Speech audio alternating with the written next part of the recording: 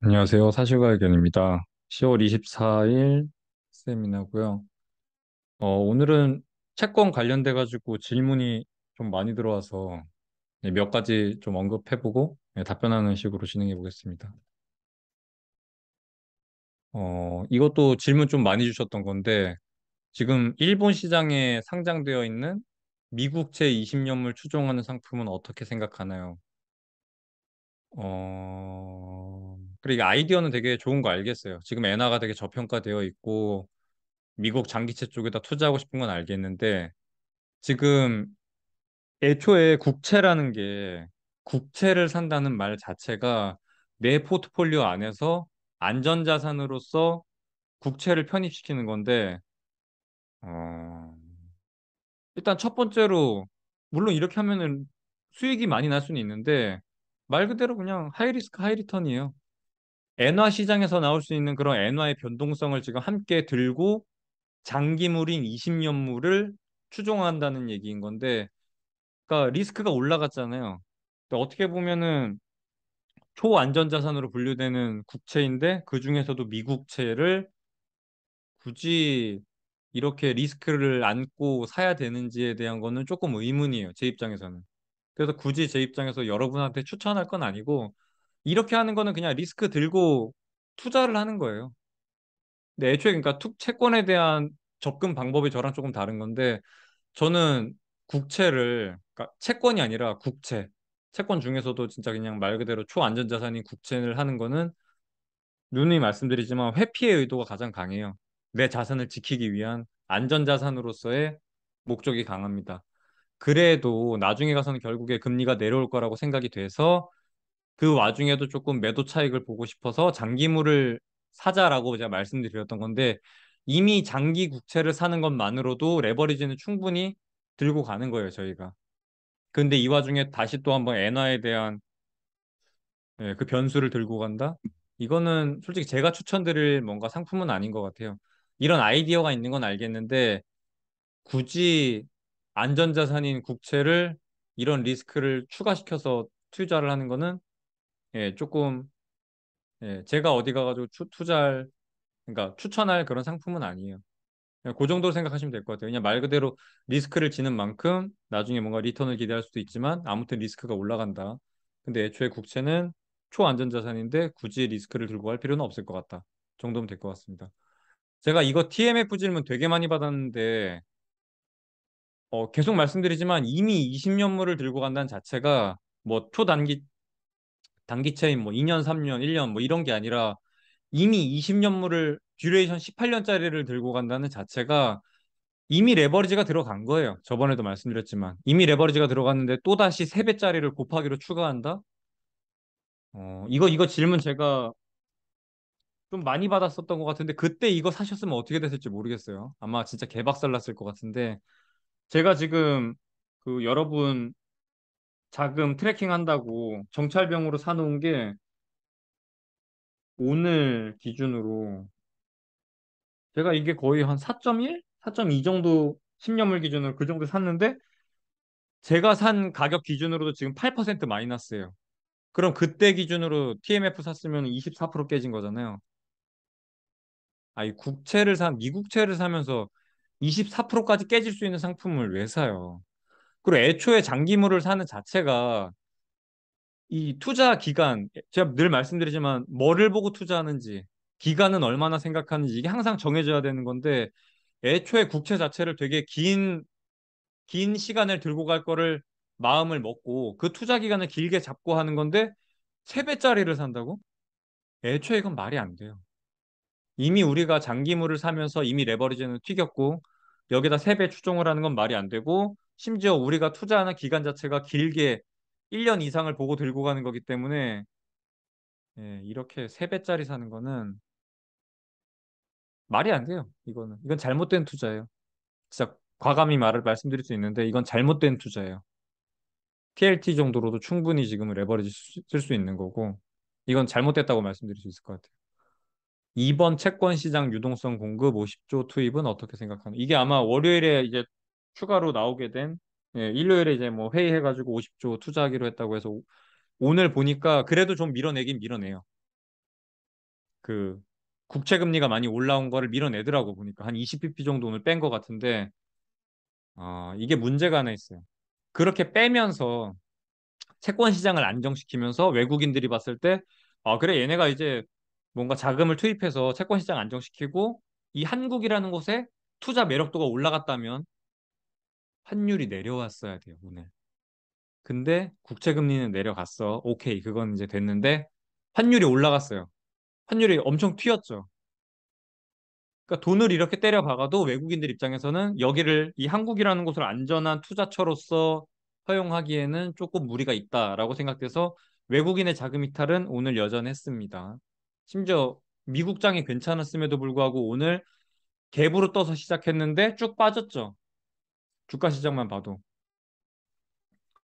예, 환율이 튀었기 때문에 사실상 이거는 예, 임시 방편으로서만 역할을 하는 것 같고 조금 더 지켜봐야겠지만 저는 조금 위험하다고 보고 있어요. 저는 90% 위험하다고 보고 있고, 제가 한 95% 되면은 여러분한테 썸네일에다가 그냥 딱, 서브프라임 온다. 한국의 뭐 외환위기, 뭐 외환위기는 아니지. 금융위기 해가지고 제가 썸네일 박아서 올릴게요. 근데 저는 지금 90% 정도는 생각을 해서 저희 부모님이나 뭐 장모님, 장인어른 같은 경우에는 자금을 조금 안전하게 돌리고 있어요, 이미. 그리고 제가 아까 말씀드린 그런 95%까지 말씀드릴 수 있는 그 상황이 오면 저희 가족은 이미 달러를 억 단위로 그냥 저희 아버지가 이제 퇴직을 앞두고 있어서 퇴직금이랑 그런 게 나오는 돈이 있는데 그걸 어떻게 돌릴지에 대해서 좀 얘기를 하고 있었고 그 자금을 아마 달러로 좀 많이 환전할 것 같아요. 당연히 저희 아버지도 당연히 이미 환율 되게 높은 거 아니냐라고 말씀하시고 환차손에 대해서 우려를 하는데 그거보다는 저는 지금 너무나도 금융위기가 오는 거에 대해서 경각심을 가지고 있는 상태예요. 지금 단계에서는 그냥 일단 5천만 원씩 그냥 쭉 뿌려놓고 뭐 위험 자산에 투자 안 하고 회사채 다 팔고 요 정도인 건데 예, 그거보다 조금 더 이게 뚜렷해지면 지금 이 50조 유동성 공급하는 게 뭔가 시장을 안정시킬 수 있다라는 게 눈앞에 보이거나 아니면 이걸로 안 보인다. 그렇게 되면은 다시 한번 뭔가 어떻게 행동을 할지에 대해서 여러분한테 안내를 드릴게요. 제가 어떻게 하는지에 대해서. 일단 저희 집은 조금 준비는 하고 있어요, 분명히. 뭐 제2금융권에 들어가 있던 자금들 다 빼서 1금융으로 옮기기도 했고 1단계 정도로 생각하시면 되고 2단계가 되면 일단 많은 부분을 달러로 환전할 예정입니다. 타이거 미국채 10년물. 제가 이런 거 되게 안 좋아하는데 아까 이 위에서 말씀드린 거랑 동일해요. 굳이 국채를 사는데 안전자산을 투자를 하는데 환해지가 안 된 상품을 산다? 환 오픈 상품을 사는 게 지금 환율이 아까 말씀드린 것처럼 환율이 되게 높은데 굳이? 인데 평소 같았으면 이렇게 생각할 것 같은데 아까 말씀드린 것처럼 대한민국이 저는 금융위기에 어느 정도 가까워져 있다고 보고 있는 상태이기 때문에 지금은 상관없을 것 같아요. 근데 제가 한 2주 전만 해도 이 상품도 여전히 이상하다고 말씀드렸을 것 같아요. 애초에 국채 투자, 미국채 투자를, 안전자산인 미국채 투자를 하는데 환노출 상품을 한다? 이거는 조금 어불성설인 것 같아서 저 같으면 원래 이거 추천 안 했는데, 그러니까 하지 말라 그랬을 것 같은데 지금은 원화 시장에 대한 뭔가 좀 문제가 있어 보이기 때문에 지금도 나쁘지 않아 보인다. 예. 근데 저희 집은 아무튼 달러로 바꿀 거예요. 달러. 뭐 이런 거 사는 게 아니라. 제가 이거 말씀드렸는데 이것도 많이 물어보더라고요. 뭐 사나요? 파나요? 뭐 손절할까요? 뭐 많이 물어보는데 이거 제가 저번에 시간에 들고 온 거여가지고 오늘 한 20bp 가까이 빠졌죠, 이게. 그 50조 투입하면서. 그냥 저는 한 4.5 정도면 그냥 충분히 괜찮을 것 같은데 한국 국채여서 일단 스테이. 한국 국채는 건들지 맙시다. 그러니까 원화 자체를 좀 건들지 않았으면 좋겠어요. 저는 원화에 대해서 지금 약간 좀 그런 상태예요. 그래서 지금까지 매수한 건 뭐 어쩔 수 없고 그냥 들고 있는 건데 미국채 특히 TLT 한번 봅시다. TLT 자 이거 들고 왔어. 어디 있어? TLT. TLT가 지금 되게 많이 빠지고 있어요. 이 왼쪽에 있는 게 미국채 기간별로 지금 금리예요. 쭉 보시다가 되게 특이한 게 있는데 10년물이 안 나와 있네. 또 10년물 여기 있구나. 10년물이 4.3인데 20년물에서 갑자기 4.6으로 뛰고 30년물에서 다시 4.4로 뛰어요. 이게 왜 그러냐면, 보시면, 이게 패드에서 들고 있는 미국 국채 현황입니다. 듀레이션이에요. 근데 이게 한 거의 1년 정도 된 자료인데, 잘 보세요. 만기 채권이에요. 보면은 2040년 볼록 튀어나왔죠. 그러니까 20년물인 거예요. 20년도에 발행한 2020년도에 발행한 20년물이 만기가 2040년, 2041년. 그러니까 20년하고 21년에 발행된 20년물이 이렇게 많았어요. 또 보시면 30년물. 50년하고 51년 보시면 적죠, 상대적으로. 훨씬 적죠. 10년물은 30년, 2030년에 만기되는 거, 2031년에 만기되는 거 보시면 되게 적어요. 20년물이 진짜 많이 발행됐어요. 20년하고 21년에. 얘네가 이렇게 보유하고 있다는 거는 그만큼 미국 재무부에서 발행된 게 20년물의 비중이 굉장히 많았다는 걸 뜻한다고 보시면 돼요. 그리고 보통 보면 다 장기채 쪽에 많이 쏠려 있어요. 이게 이 패드가 들고 있는 거 보면. 뭐 그래서 뭐 패드가 들고 있는 게 무슨 상관이냐라고 말씀하실 수 있는데 재무부 자체에서 이렇게 많이 발행됐다는 그러니까 비율 자체가 10년물, 20년물, 30년물 중에서 20년물이 이렇게 많이 패드가 들고 있다는 말은 그동안에 미국 국채의 주요 고객이었던 영국, 일본에서 20년물짜리를 많이 들고 있었을 것으로 예상이 돼요. 말 그대로 예상이에요. 제 뇌피셜인 거고. 근데 지금 이 연준에서 들고 있는 미국 국채를 보면은 양적 완화할 때 매입했던 채권 이 듀레이션을 보면은 20년물이 굉장히 많아요. 근데 최근에 나왔던 엔화와 파운드와의 약세 때문에 이 영국 영란은행과 이 일본의 BOJ에서 지금 통화 안정을 위해서 이 외환 시장에 직접적으로 개입을 하고 있는 상태죠. 심지어 저번 주 금요일을 보시면 뭐 151엔인가? 151.5엔인가까지 갔던 게 146엔까지 한 방에 끌어 잡아당겨 내렸는데 그게 당연히 달러로 외환 시장에다 직접 풀면서 끌어내렸겠죠. 근데 그 달러가 어디서 났겠어요? 당연히 미국 시장에서 미국 국채를 던지고 달러를 들고 일본 국내로 들고 와서 일본 외환 시장에다가 달러를 살포하면서 엔화를 조정한 건데 그때 뭘 팔았겠어요? 미국 국채를 팔면서 달러를 들고 왔겠죠. 그러는 바람에 그때 아마 팔았던 미국의 장기채가 대부분 20년물로 구성이 되어 있을 것으로 예상이 돼요. 그게 아니더라도 지금 여기다 보시다시피 30년물짜리가 이렇게 쭉 시간이 지나면서 이렇게 듀레이션이 내려오게 된 건데 요 20년물하고 30년물 사이가 되게 많잖아요. 그러다 보니까 아무래도 20년물 부근에서의 이 금리 형성이 다른 뭐 10년물 대비해서 조금 높게 형성된 걸로 보여요. 10년물이랑 20년물, 30년물 보시면은 10년물은 4.3이고 갑자기 튀어 올라서 30bp 튀어 올라서 20년물이 4.6에 형성이 되고 예.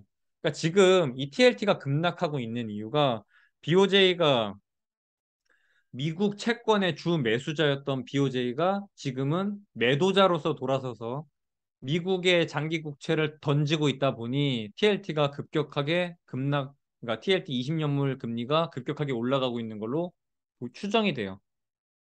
그래서 TLT 지금 투자자분들은 당연히 엔화를 많이 주목해야 되는데 잘 안 막혀요. 엔화 시장에 직접적으로 외환시장에 개입했음에도 불구하고 잘 디펜스가 안 되고 있는 상황이에요. 그래서 이거는 이번 주 금요일에 나오는 제가 누누이 말씀드리지만 고용 비용 지수를 보고 우리가 뭐 이렇게 좀 풀배팅 할지 그 투자 매매 동향에 대해서 결정을 하는 거는 그거까지 보고 이 고용단에서 발생되는 인플레이션이 어느 정도인지를 확인한 다음에 TLT 추가 매수 들어가시면 될 것 같아요. 일단은 스테이라고 보시면 됩니다. 국채는.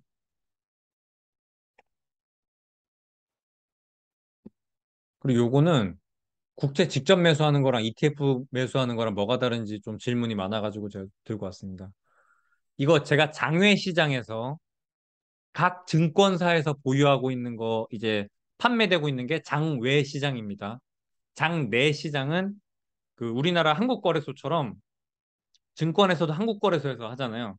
그것처럼 어, 진짜 수많은 이 채권 시장에서 돌아다니고 있는데 오히려 채권 시장에서는 장외 시장, 장외가 뭐냐면 뭐 미래에셋이면 미래에셋, 대우증권이면 뭐야 저기 한국투자증권이면 한국투자증권, 각 증권사에서 매수한 이 채권을 팔고 있는 게 장외 시장이에요. 요것도 다 제가 정리해서 한번 말씀드릴게요. 그냥 단지 그냥 오늘은 요 ETF 투자랑 직접 매수하는 거랑 뭐가 다른지 좀 하는 질문이 많아서 그 정도에서 그냥 말씀을 드릴게요. 그래서 장외 시장에서 직접 매수하려고 들어가 보면 국고채 같은 경우에는 요 앞에 이렇게 숫자가 적혀 있어요. 요 앞에 있는 다섯 자리는 표면 이자예요. 뭐 10%면은 11,000이 됐겠죠. 보시다시피 표면 이율이 1.375%여서 0.1357로 이렇게 다섯 자리가 구성이 되어 있는 거고요. 요 뒤에는 만기일 일자입니다. 만기일 2029년 12월, 29년 12월 이렇게 네 자리가 형성이 돼요.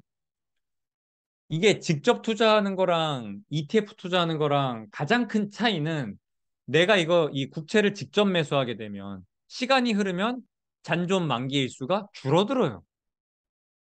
근데 ETF 투자는 10년물에다가 내가 투자하는 거기 때문에 이게 월물 교체가 계속해서 이루어지면서 듀레이션 10년물이 계속 10년이야. 시간이 지나도 영원히 10년이라고 보시면 돼요. 그게 달라요. 이게 되게 중요한 거예요. 투자 포인트가. 내가 직접 매수하면 1년짜리를 샀어. 그러면 내가 그냥 1년 뒤에 가가지고 에이 뭐 이 금리 변동에 따라서 지금 채권 가격이 좀 변동하긴 했지만 하다못해 그럼 그냥 만기까지 들고 가서 자금 다 회수해버리면 되지가 되는 거예요. 시간이 지나면 만기가 도래하는 거예요. 이거는 듀레이션이 줄어들어요. 근데 ETF 투자 같은 경우에는 이게 지금 제가 코세프 국고채 10년물 이거 들고 온 건데 보시면 분배가 됩니다. 분배가 되기는. 보면 2%라고 되어 있고, 제 기억에 이거는 1년마다 이루어집니다. 연말에 가서 이제 분배 그 기준이 정해지고, 그 다음에 이제 뭐 1월에 뭐 지급이 되겠죠. 아무튼 이 분배 지급 기준이 제가 알기로는 12월 31일 그 연말이에요. 연말 그 배당 이 락 들어가는 기준이 정해지고요. 그때 들고 있으면 이제 분배금이 주어지게 되는 거고, ETF는 10년물이 3개월마다 월물 교체가 일어납니다. 롤오버가 되면서 왜냐면 이게 내가 이 ETF에다가 포함시켰던 채권이 시간이 지나면 계속 줄어들잖아요. 근데 이 ETF 같은 경우에는 10년짜리를 추종하기 때문에 계속해서 3개월 지나면 새로운 걸로 월물 교체가 일어나요. 그러면서 계속 10년짜리 듀레이션을 유지하게 됩니다. 그래서 얘는 시간이 지나도 만기 뭐 회수 이런 게 없어요. 만기가 없습니다. 그러니까 ETF랑 직접 투자하는 거랑. 그래서 저희 부모님 같은 경우에는 아무래도 이런 거에 이런 ETF보다는 당연히 이제 예금에 훨씬 익숙하기 때문에 차라리 부모님 설득할 때는 그냥 이거 예금이라고 생각하고 만기가 있다니까 아버지 4.2%로 계속해서 그냥 받는다고 생각하시면 됩니다. 이렇게 설득하면 되겠죠. 그래서 저는 부모님은 ETF 투자는 막 복잡하고 이래서 못 하실 것 같고, 국채 직접 매수하는 걸로.